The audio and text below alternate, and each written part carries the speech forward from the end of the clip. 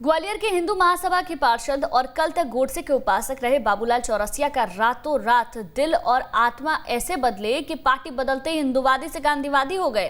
हिंदू महासभा के दिन को अपना काला दिन बता दिया। कांग्रेस ने भी पार्टी में शामिल होते ही बाबूलाल को धर्मनिरपेक्षता का तमगा दे दिया। वहीं बीजेपी को कांग्रेस पर तंज कसने का मौका मिल गया। रिपोर्ट देखिए। ऐसा एक दिन था जिसको मैं काला दिन कहूँगा कि उस काले दिन में मेरे साथ जो है जैसे किस कोई भूल भुलैया में रख करके मुझसे जो है वो कार कराएगा। सुना आपने, ये है ग्वालियर से पार्षद बाबूलाल चौरसिया। इनका रातों रात दिल ही बदल गया, आत्मा भी बदल गई। कल तक गोडसे वादी थे, अब कांग्रेस वादी हो गए हैं। कल तक गोडसे के विचार इनके विचार थे, कल तक ये हिंदूवादी थे, हिंदू धर्म के रक्षक थे। अब पार्टी बदली तो आत्मा बदल गई और धर्मनिरपेक्ष हो गए। भैया कोई नहीं, मेरी आत्मा जो है पहले भी कांग्रेस में थी। आप मैं कुछ ऐसा घटनाक्रम हुआ कि मुझे हिंदू महासभा से चुनाव लड़ना पड़ा। मैं पिछले उसमें बात में नहीं जाना चाहता।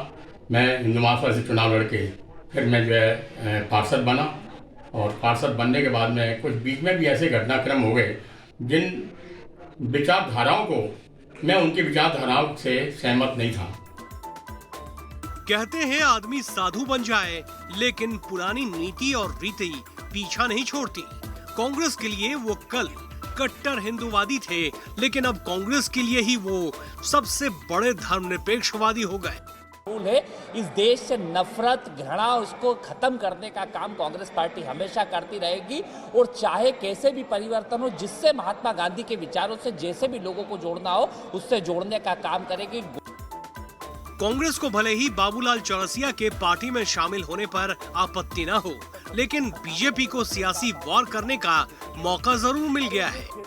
देखिए, हम तो हर समय कहते हैं कांग्रेस की कथनी और करनी में बहुत अंतर है। कांग्रेस कहती कुछ है, करती कुछ और है। अपनी राजनीतिक रोटी सेकने के लिए और अपने राजनीतिक फायदे के लिए वो कभी भी अपना स्टैंड बदल सकते हैं। और मध्य प्रदेश में जब हिंदू वोटों को अपनी तरफ करने का नाटक करना था तो राहुल गांधी कोर्ट के ऊपर जनेऊ पहन के निकल पड़े थे। हमारा मानना है कि ये जिस प्रकार की हरकत की गई है वो निश्चित रूप से कांग्रेस के दोहरे चरित्र को स्थापित करती है। ये सियासत है। पिछले चुनाव में जब कांग्रेस ने टिकट नहीं दिया तो उस समय भी बाबूलाल का दिल और आत्मा बदल गए थे। कांग्रेसी से हिंदूवादी बन गए थे। पार्षदी जीती तो अब कांग्रेस को उनमें पार्टी के लिए वोट बैंक लाने का बड़ा जुगाड़ दिख रहा है। लेकिन चुनाव में बाबूलाल चौरसिया और कांग्रेस का ये गठजोड़ जनता को कितना पसंद आएगा, ये देखना दिलचस्प होगा।